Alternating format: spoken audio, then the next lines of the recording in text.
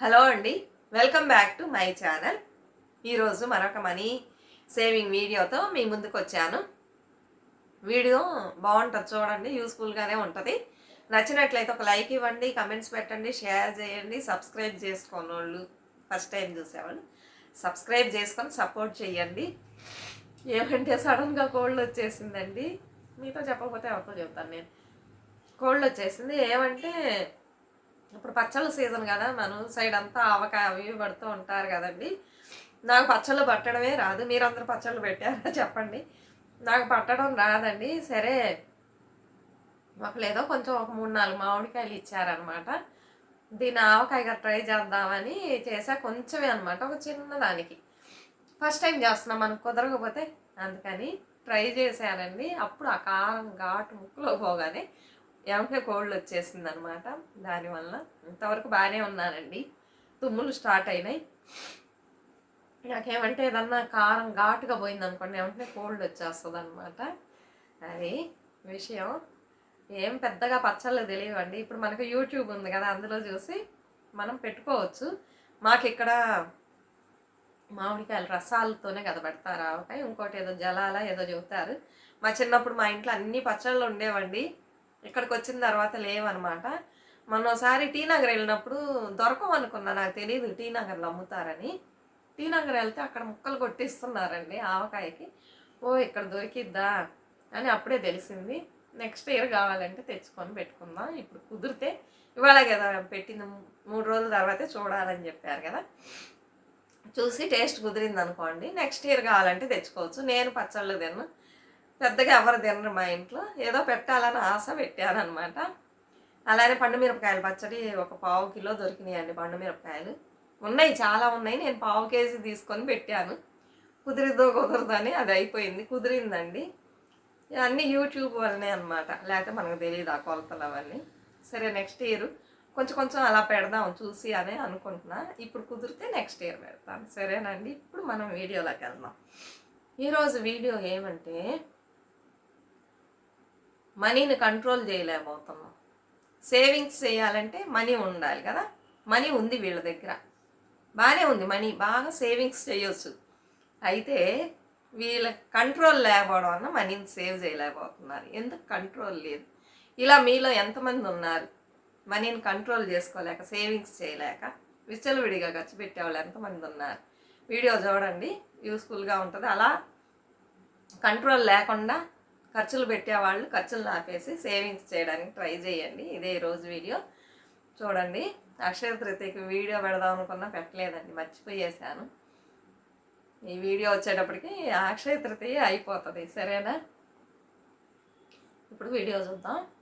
ఒకళ్ళు చెప్తున్నారు, నాకు మంచిగా మా హస్బెండ్ సంపాదిస్తున్నాడు, బాగా ఇన్కమ్ ఉంది, నాకు కావాల్సినంత మనీ ఇస్తారు, ఏమైనా చేసుకో, నీ ఖర్చులకు కాదు పెట్టుకో, శారీస్ కొనుక్కోవాలి, ఏమైనా చేయి అని ఇస్తారు, బాగా దండిగానే ఇస్తారు. నాకేమంటే కొంతమందిని చూశాను, ఇరుగు పొరుగు అని, అలానే తెలిసిన వాళ్ళు చెప్తూ ఉంటారు, మేము చీట్లు కడుతున్నాం, గోల్డ్ చిట్టు కడుతున్నాం, అది చేస్తున్నాం, ఇది చేస్తున్నాం, అందులో ఇన్వెస్ట్ చేస్తున్నాం, తర్వాత ఉండిల్లో వేస్తున్నాం, ఏమేమో చెప్తున్నారు.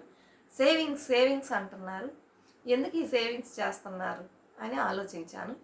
అప్పుడు నాకు ఒకళ్ళు చెప్తున్నారు, ఇప్పుడు మనం బాగా సంపాదిస్తున్నాము, విచ్చలవిడిగా ఖర్చు పెడుతున్నాము, ప్రతి ఒక్కళ్ళకి సేవింగ్స్ అనేది ఉండాలి. అదంటే ఫ్యూచర్లో మనకి ఏమన్నా అవసరాలు వస్తే అది తీరుస్తుంది మన అవసరాలని. అందుకని ఈ సేవింగ్స్ అనేది ప్రతి ఒక్కరు నేర్చుకోవాల్సిన విషయం. నువ్వు చేయమ్మా, ఎందుకు ఇలా ఖర్చు పెడుతున్నావు అంటే, అలానా అని చెప్పేసి అందరు చేస్తున్నారు, మనం చేద్దామని ఆశ వచ్చేసింది దేవుడికి. సరే చేద్దాం అని చెప్పేసి ఇంకేం చేసింది, డబ్బుల్ని ఫస్ట్ ఉండీలో వేయలే, ఒక డబ్బాలో వేస్తూ ఉందన్నమాట. ఇలా డబ్బాలో వేస్తూ ఉండగానే బాగానే వస్తున్నాయి కదా, ఎక్కువగానే వేసి సేవింగ్స్ చేయొచ్చు.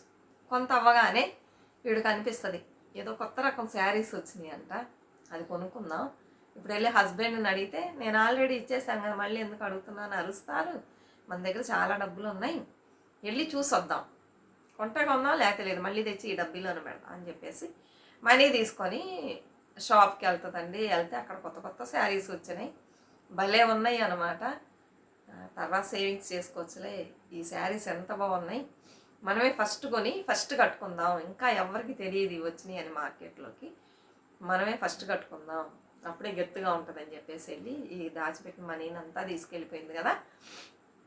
చక్కగా పర్చేసింగ్ చేసి వచ్చేసింది ఇంటికి. వచ్చేసిన తర్వాత కట్టుకుంటుంది, అందరూ అడుగుతారు సూపర్గా ఉంది ఎంత అంటే చెప్పిద్ది, వేలల్లో చెప్పిద్ది అనమాట. ఓ అలానా అని. అప్పుడు ఆల్రెడీ ఇవిడికి చెప్పింది కదా ఒక ఆవిడ సేవింగ్స్ చేస్తున్నామని, ఒకరోజు కనిపించి అడిగిద్ది, అమ్మ స్టార్ట్ చేసావని. స్టార్ట్ చేశానండి, బాగానే సేవ్ చేశాను, అయితే ఇలాంటి చీరలు వచ్చినాయి అని చూశాను, అందువల్ల వెళ్ళి తెచ్చేసుకున్నానండి, నా వలన ఉండలేకపోయాను అవి కొనే వరకు అని చెప్పింది. చెప్పి ఇక్కడి నుంచి సేవింగ్స్ చేస్తానని. సరేనమ్మా అంట. అంతకుమించి ఏం చెబుతారు, లేదు నువ్వు సేవింగ్స్ చేసేవాలి, తనేమో కూతురా కోడలా ఎవరు చెప్పడానికి, అక్క చెల్లెలా కాదు, ఎవరో మనకు తెలిసిన వ్యక్తి, మనం ఎంతవరకు దోచాలో అంతవరకే దోచాలి కదా. సరే అనేసి వెళ్ళిపోతుంది. మళ్ళీ దాచిపెట్టింది. దాచిపెట్టగానే మళ్ళీ ఇంకోటి ఏదో కొనాలనిపిస్తే మళ్ళీ తీసుకెళ్ళింది. ఇలా ఎన్ని నెలలు అయినా సరే తను ఒక్క పైసాను కూడా సేవింగ్స్ చేయలేకపోతుంది. ప్రయత్నిస్తుంది కానీ కంట్రోల్ చేయట్లా. అప్పుడు మళ్ళీ ఆవిడ దగ్గరే చెప్పింది, తిన్నంతటి తినే చెప్పింది, ఏమండి నేను ట్రై చేస్తున్నా, అస్సలు నా వల్ల సేవింగ్స్ చేయలేకపోతున్నా అంటుంది. ఎందుకమ్మా చేయలేకపోతున్నా అంటే, ఒక డబ్బీ పెట్టుకున్నాను, అందులో వేస్తూ ఉన్నాను, పోగవుతుంది, ఏదైనా వస్తే కొత్తవిగా వెళ్ళి కొనుక్కోవాలనిపించింది, వెళ్ళి తెచ్చేసుకుంటున్నా, ఇలా ఖాళీ అవుతుంది, నన్ను నేను కంట్రోల్ చేసుకోలేకపోతున్నాను, నాకు ఇది అలవాటుగా అయిపోయింది, నేనేం చేయాలి, అయితే నేను సేవింగ్స్ చేసే అవ్వాలి తప్పకుండా, మీరు ఏదన్నా ఐడియా చెప్పండి అని అడుగుతుంది. దానికి ఆవిడ చెప్పింది, ఫస్ట్ నిన్ను నువ్వు కంట్రోల్లో పెట్టుకోవాలంటే ఏం చేయాలంటే, ఇప్పుడు ఓపెన్ డబ్బీలో మూత తీస్తున్నావు పెడుతున్నావు అన్నీ కొనుక్కుంటున్నావు, అలా చెయ్యక ఒక ఉండి కొనుక్కో, ఉండి కొనుక్కొని అందులో వేసావంటే నువ్వు తీయలేవు, ఇంకా ఉండిని ఫుల్ అయ్యే వరకు తీయలేవు, పగల కొడితేనే వస్తుంది. ఒకసారి నువ్వు అందులో వేసిన తర్వాత 2 సార్లు 3 సార్లు పగల కొడతావు, ఆ తర్వాత ఏమనిపించింది, ఉండికి పెట్టిన డబ్బులు వేస్టే కదా, ఉండిలో ఎంత తక్కువ రేటు ఉన్నాయండి, ఎక్కువ రేటే ఉంది, అప్పుడు నీకు అనిపిస్తుంది. అందుకని నువ్వేం చేస్తావు అంటే ఉండిలే ఓపెన్ డబ్బాలన్నీ లేదు ఉండిలు వేసినా కూడా తీసేస్తానంటే ఏం చేస్తామంటే ఏదైనా మంచి సేవింగ్ స్కీమ్లో చేరు. పోస్ట్ ఆఫీస్లో బోల్డ్ స్కీమ్స్ ఉన్నాయి, అందులో చేరు. ఆర్డీ ఉంది పోస్ట్ ఆఫీస్లో 5 ఇయర్స్కి, అందులో వేసావనుకో నువ్వు తీయలేవు, 5 ఇయర్స్ తర్వాతే తీయాలి. ఇదే బ్యాంకులో వేస్తే తీసేస్తాం, అందుకని ఆర్డీలో వేసుకో. లేకపోతే ఇంకా బోల్డ్ స్కీమ్స్ ఉన్నాయి, వెళ్ళామంటే వాళ్ళు చెప్తారు, అందులో ఏది నచ్చిందో అది వేసుకో. లేదా వెళ్ళు గోల్డ్ చిట్టు కట్టుకో. ఇప్పుడంటే రేట్లు పెరిగినాయి, ఇది ఇంతకుముందు చెప్పిన విషయాలు నేను చెప్తాను. గోల్డ్ చిట్టు కట్టుకో, గోల్డ్ వచ్చింది సంవత్సరంగా, నీ దగ్గర బాగానే డబ్బులు ఉన్నాయి కదా, మంచిగా పెద్ద చిట్టుగా కట్టు వస్తుంది. లేదా గోల్డ్ కాయిన్స్ రూపానో ఏదో ఒకటి చేసుకో, అలాంటివి కొని పెట్టుకో. ఇప్పుడు నువ్వు ఎలా ఖర్చు పెడతావు, ఖర్చు పెట్టలేవు, ఖర్చు పెట్టాలన్నా నీ దగ్గర మనీ ఉండదు. ఆయన చెప్పగానే ఇవన్నీ నచ్చిందనమాట. ఫస్ట్ ఉండి పెట్టి చూస్తాను నేను అని, ఉండి పెట్టి చెయ్యి, అయితే దాంట్లో నీకు ఎక్స్ట్రా మనీ దొరకదు. ఇదే ఆర్డీలు వేసానుకో పోస్ట్ ఆఫీస్లో 5 ఇయర్స్కి నీకు మంచి ఇంట్రెస్ట్ దొరికింది.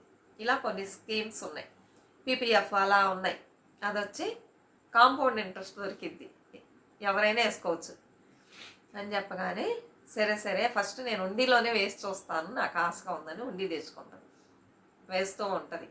పగలగొట్టాలని ట్రై చేసింది, లేదు. నువ్వు అలా అనుకున్నప్పుడు 10 నెంబర్స్ చదువుకో, అప్పుడు నిన్ను నువ్వు కంట్రోల్లో పెట్టుకుంటావు అనగానే ప్రతిసారి 2-3 సార్లు 4-5 సార్లు వెళ్ళింది పగలగొడదాం అనేసి. ఆవిడ చెప్పిన మాటలు గుర్తొచ్చి 10 టైమ్స్ నెంబర్స్ని కౌంట్ చేసిద్ది అనమాట. కౌంట్ చేయగానే 10 నెంబర్స్ని కౌంట్ చేయగానే కంట్రోల్లో ఉండు పగలగొట్టొద్దు ఇలా అనుకోగానే కంట్రోల్ అయిపోతుంది. ఇలానే ప్రతిసారి చేయడం వల్ల మెల్లమెల్లగా తనని తాను కంట్రోల్లో పెట్టుకోవడం స్టార్ట్ చేసింది. ఇప్పుడు ఉండి దగ్గరికి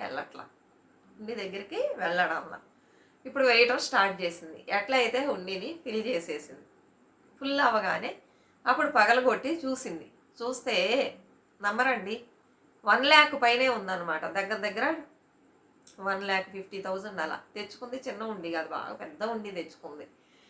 ఫస్ట్ చేయగలమా లేదా తెలియదు, అయితే ఆశ మాత్రం చిన్నదొద్దు పెద్దది తెచ్చుకుంటాం, ఎందుకంటే బాగా డబ్బులు దొరుకుతున్నాయి కదా, ఇంట్లో ఇస్తున్నారు. అందుకని ఎట్లయితే కష్టపడి తనని తాను కంట్రోల్లో పెట్టుకొని ఫుల్ చేసి ఆ ఉండిని పగలగొట్టి చూస్తే ఇంత పెద్ద అమౌంట్, ఇన్ని రోజులు ఎంతమందిని మనం వేస్ట్ చేసాం అని అప్పుడు జ్ఞానోదయం అయింది. ఇప్పుడు తను కంట్రోల్లోకి వచ్చింది, మనీని సేవ్ చేయగలిగే స్థితికి వచ్చేసింది.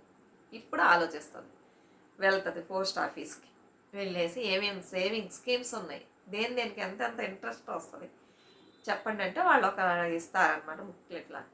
చూసిద్ది, ఈ సేవింగ్ స్కీమ్స్కి ఎంత వచ్చింది, ఓ బాగున్నాయి, తనకు నచ్చిన ఒక సేవింగ్ స్కీమ్ని ఇంట్రెస్ట్ ఎక్కువగా దొరికేదాన్ని సెలెక్ట్ చేసుకొని ఇంటికి వచ్చింది. వాళ్ళ హస్బెండ్ దగ్గర చెప్పింది, నీ ఇష్టం సేవింగ్స్ చేస్తే నేను వద్దన్నా, నీకు ఎప్పుడైనా శారీస్ కావాలంటే కొనుక్కో, అది వదలక కంప్లీట్గా అని చెప్పగా సరేనండి అని చెప్పి వెళ్ళి పోస్ట్ ఆఫీస్లో అకౌంట్ ఓపెన్ చేసి బ్యాంకుకి వెళ్ళి అడిగింది ఆర్డీ గురించి. లేదు మీరు ఎప్పుడు కావాలనే తీసుకోవచ్చు అన్నారు. వద్దు, అది వద్దు, ఇదే బాగుంది, ఇక్కడే బాగుందని ఒక అకౌంట్ ఓపెన్ చేసుకొని ఎవ్రీ మంత్ మంచిగా ఇంకొంచెం హస్బెండ్ని అడిగి తీసుకొని అందులో వేయటం స్టార్ట్ చేసిందండి. ఇలా స్టార్ట్ చేసింది, ఇప్పుడు ఎక్కడికో వెళ్ళిపోయింది అనమాట. ఇప్పుడు తను వచ్చి 10 మందికి చెప్పగలిగే స్థితిలో ఉందన్నమాట. ఇంత మంచి సేవింగ్స్ని మనం ఎన్ని రోజులు అలక్ష్యం చేసి డబ్బులన్నీ వేస్ట్ చేసేసామే. ఇలా పిచ్చి పిచ్చిగా చీరలు, పిచ్చి పిచ్చిగా వస్తువులు ఏవేవో కొని పెట్టామే, దీనివల్ల మనకి ఎటువంటి ప్రయోజనం లేదు, చాలా బాగుందని చెప్పి ఒకరోజు ఆవిడని చూసి థ్యాంక్స్ చెప్పింది. మీ వల్లనే ఇప్పుడు నాకు ఇంత మంచి అలవాట్లు వచ్చినాయి, సేవింగ్స్ అనే ఒక మంచి అలవాటు నేర్చుకున్నాం మీ వల్ల, మీకు చాలా థ్యాంక్స్ అని చెప్పేసి ఆవిడ వద్దనే కొద్ది ఆవిడకు చీర అవన్నీ పెట్టిస్తుందండి. వద్దమ్మా అంటే వినదు.